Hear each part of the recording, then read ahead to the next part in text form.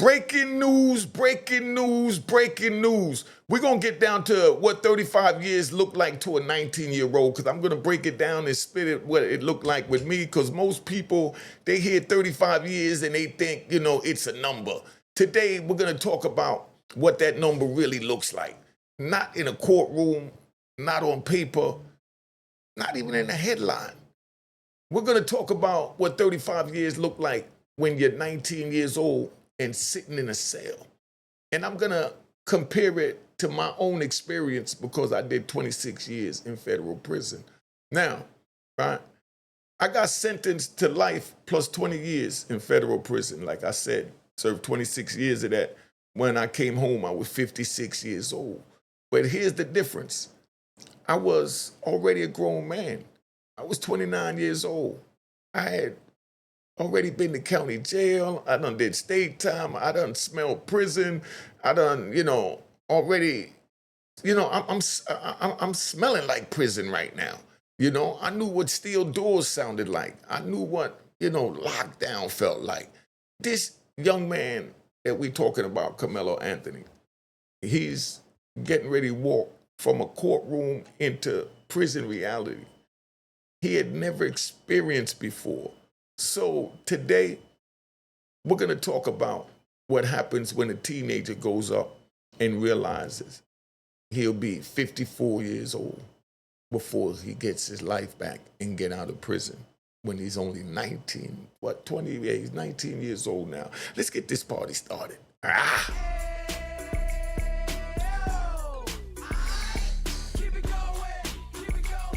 Hit the like button, hit the like button, hit the like button. Keep it moving, keep it moving, keep it moving. Hit the like button, hit the like button.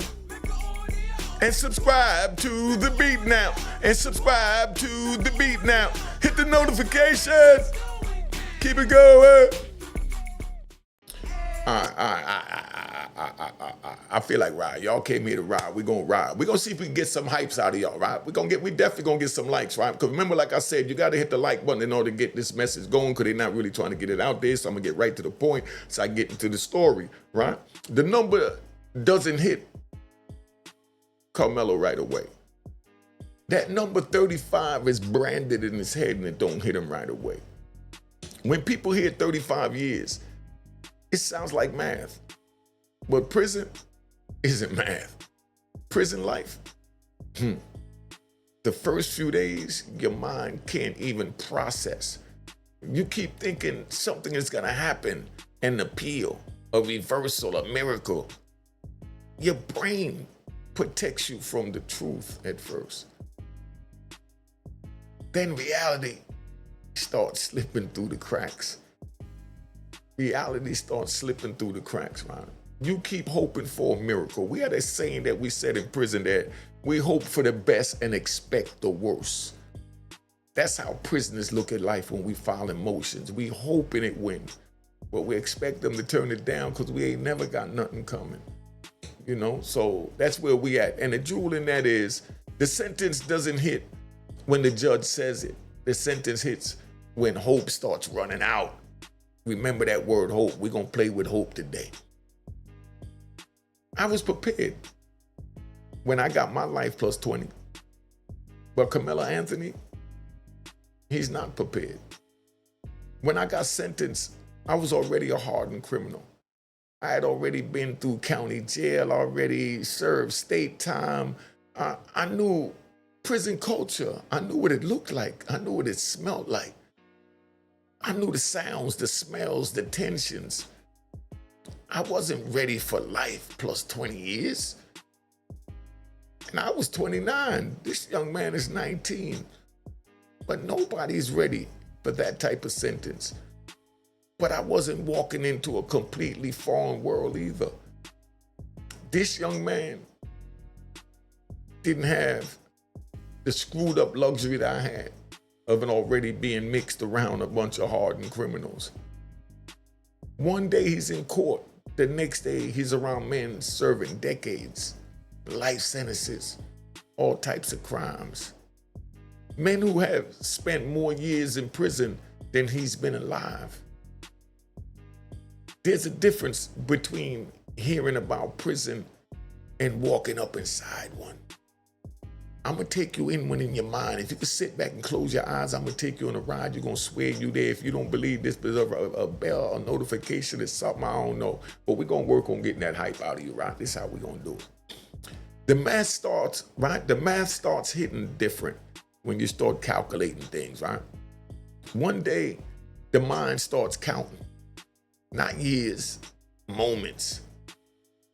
35 birthdays, 35 mornings, Christmas morning, 35 New Year's celebration, proms, graduations, wedding, children being born, parents growing old. The number starts turning into memories you'll never make. That's when fear starts growing in. And you start feeling like you're losing your breath because you can't see what life will be like without your loved ones. The jewel in that is the sentence isn't measured in years. It's measured in moments you'll never get back. I can't get back no part of those 26 years that I served in federal prison. The real battle is inside Karmelo Anthony's head right now. That's who he's at war with, himself within his head. The public thinks prison is about surviving other people. The hardest battle is surviving yourself, your thoughts, your mentality. You're trapped with your thoughts. Questions start showing up that you never even dreamed of. Why did this happen? Why am I here? Why I didn't just walk away? What could I have done differently? How did I get here? Is what Karmelo Anthony's asking himself. The mind starts replaying moments over and over again, looking for a different ending. But prison doesn't give you rewinds. There's no do-overs when you step off that curb. That's why I say, Ron, let me take on a ride. That's why I say the street is not safe for everyone. Some people just belong on the sidewalk. And that's how we born, to be on the sidewalk. We choose to get in the street of the fast lane, and then when that happens, and then you get hit by a Mack truck and you're sitting in the cell grabbing your head, like this young man behind me. Only light is coming through a concrete square. You're surrounded by 4 walls. The jewel in that is the mind becomes dangerous when it keeps trying to change a past it cannot touch. It's gone. It's over. When the future disappears, right? How you think he's gonna comprehend when the future disappears? Most teenagers can't see 5 years ahead. Now imagine trying to see 35 years. You can't. The human mind isn't built that way. That's why long sentences feel overwhelming. The future becomes fog, and that uncertainty creates fear. Now you're scared to death because you don't know what tomorrow brings, which is a part of that 35 years. And the jewel is going to be a man can survive hard times. What breaks people is believing the hard times will never end. You have to know that there's light at the end of the tower. You know what it was like for me to keep hope alive when I had life plus 20? I had no chance of parole, no possibility of even granted parole. You know what that was like, trying to wake up to that?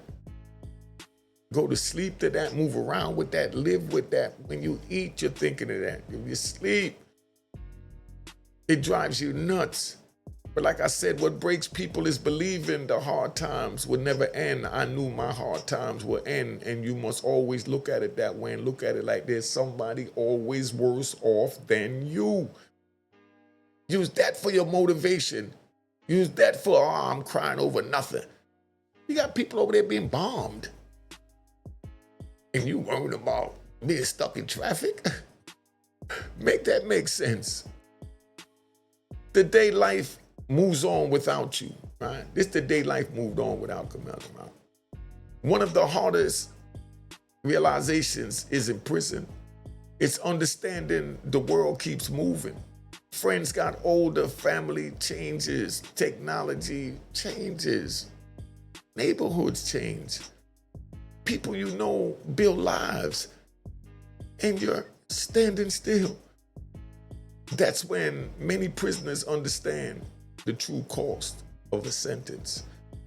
And the jewel is that is, time doesn't stop because you're hurting.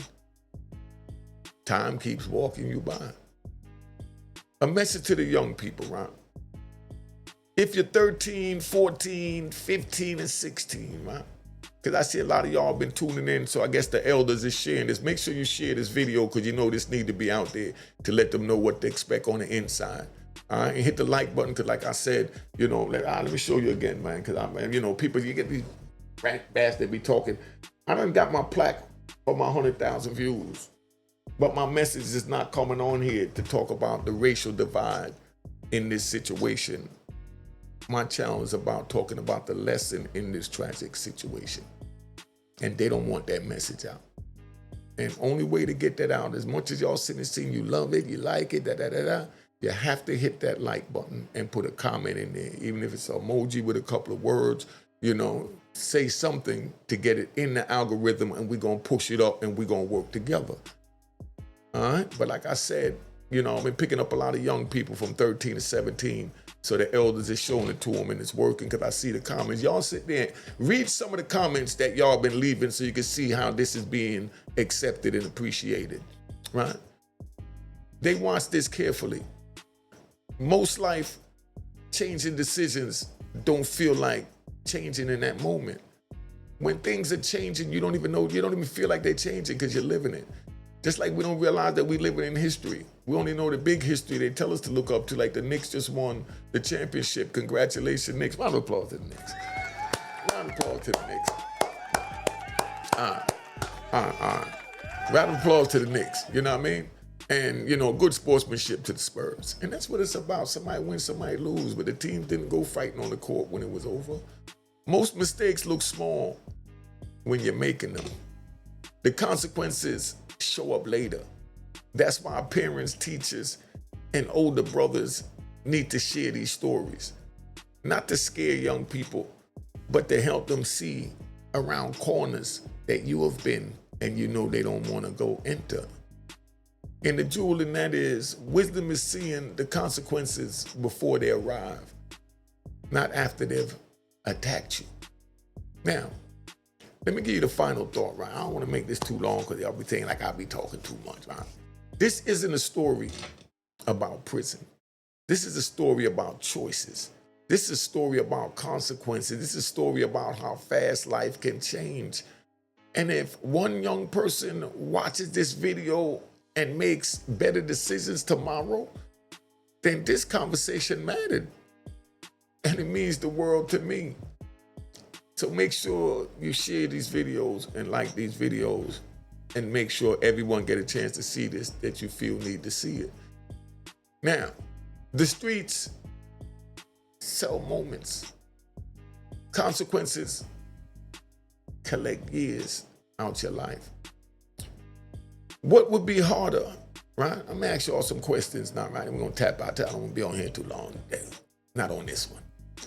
What would be harder for you, 35 years or not knowing how to survive 35 years? Think about that. Maybe I should say it again. What would be harder for you, 35 years or not knowing how to survive 35 years? Now, at what age do you think a person truly understands consequences? Before or after making a major mistake? What's the biggest thing a young person takes for granted? Time or freedom? Could you mentally handle knowing you'll be 54 before you're home when you was 19 years old? And be honest. What hurts more? Losing your freedom or watching life move on without you? Which would affect you most? Do young people think enough about long-term consequences? Why or why not? What's one decision that changed the direction of your life? A good or bad one? Is prison harder on the body or the mind to you? Explain your answer, please. We're in class right now, so explain your answer. We're gonna get this right. What lesson should every teenager learn from this story? Put it in one sentence. What lessons should every teenager learn from this story? We're gonna start asking questions and answers at the end and get the grown-ups talking so that they can remember what their role is in society. Now, if this video don't deserve a hype, I don't know what to tell you. Look at what kind of fly hood tutorial you getting right now from an ex-gangster that done did 35 years or 26 years in federal prison, 5 years in ADX, survived Lewisburg, Lom Park, ADX, Coleman, Florida, Lee County, Atwater, Victorville. And now I'm here to talk to you and give you these jewels. So, should parents share stories like this with their children? If the answer is yes, give me a like and give me a hype. Let's get it out there. But give me an answer in the comments. Why or why not should parents share stories like this with their children, right? And now we're going to do a call to action. Y'all want a call to action? If the message might help one young person avoid a life-changing mistake, send this video to them right now.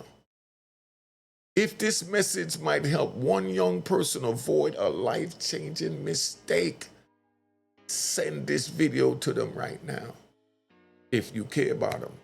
And I'm gonna show you why I do this, and I'm gonna play this, and I'm gonna break this down. I'm gonna take myself off. I don't know how I'm gonna do it. Let me see if I can have all of us up here. But this right here is a battle rapper, one of the best battle rappers, Murder Mook. And this is how I met him. He came out of his house to meet me. And this is why I do what I do. I didn't even know I touched this brother like that, all right? Hey, what's going on, man? Murder Mook, Harlem, you know what it is, man. I just want to express how much gratitude I got for Unique, you know what I mean? I was telling him a story, telling him how I felt about, you know, if anything was to go wrong with my career, rap-wise, you know, if, you know, shit be slow, and I got so many opportunities to be able to do the wrong shit. When I watch Unique Mecca audio, I feel it, and I, like, to my soul, and that's keeping me farthest away from doing anything criminal. Anything criminal. He made me think straight, honestly. Made me think straight, because I've been watching him for about a year, like a year now, maybe, and it just took my mind way off of that, From a year ago, it got rough. 4 years ago, I know what that's like, boy. And from watching this man, I just felt like, you saved me. You saved me. And I just want to show my gratitude, and I want to say thank you, man. Unique Mecca Audio, anything you need, brother, from me. All right. Anything you need, man. All right. Yo, but see, that's why I do what I do, so you understand, right? Share this video, man. I'm out of here. Cheers, cheers, toast the crime, toast the crime, the crime, the crime, the crime.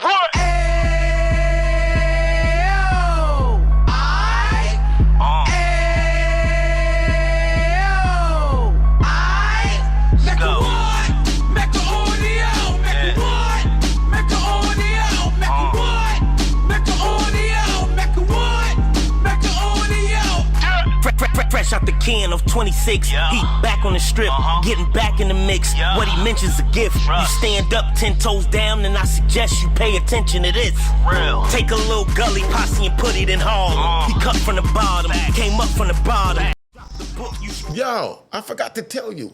Cop the book of Raw in Harlem at rawinharlem.com. Cop the book of Raw in Harlem at rawinharlem.com. Hurry up before they sell out. I'm telling you, don't tell me I didn't tell you. A Raw in Harlem. You want to know my life story and what went on. A rawinharlem.com. Let's do it like this. Aight.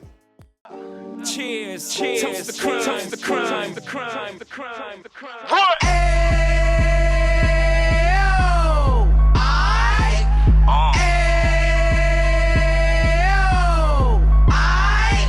Go.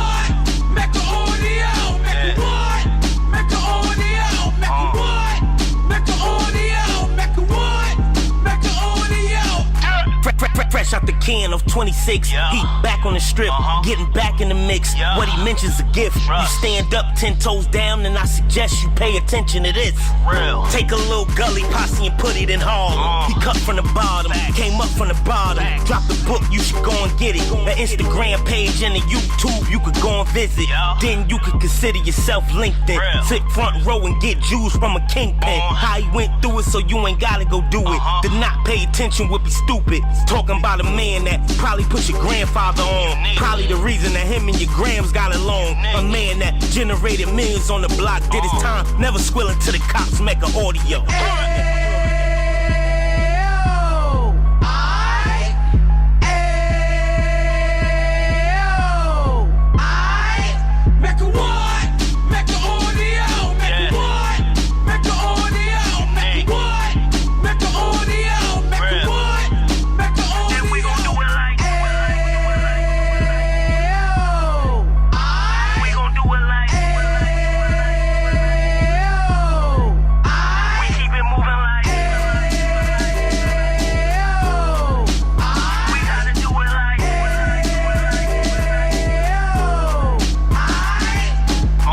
Get it live like 2 G's in the 90s. Drop top beamer so shiny. I let shorty go, she was whining. Treat her like my past, she behind me. Spend a couple bands on the Dapper Dan. You be back again, getting green like a Packers fan. No cap, it's a raw in Uptown. They be whoring Uptown, Dominican bust downs. Now we on the positive, we got a lot to give. Now he trying to stop the kids from being inoperative. So take heed, homie, lend an ear. He started in Uptown, he gon' finish dead. But now it ain't about selling drugs, buying cars. It's about buying property to make the community ours, so we can give back to the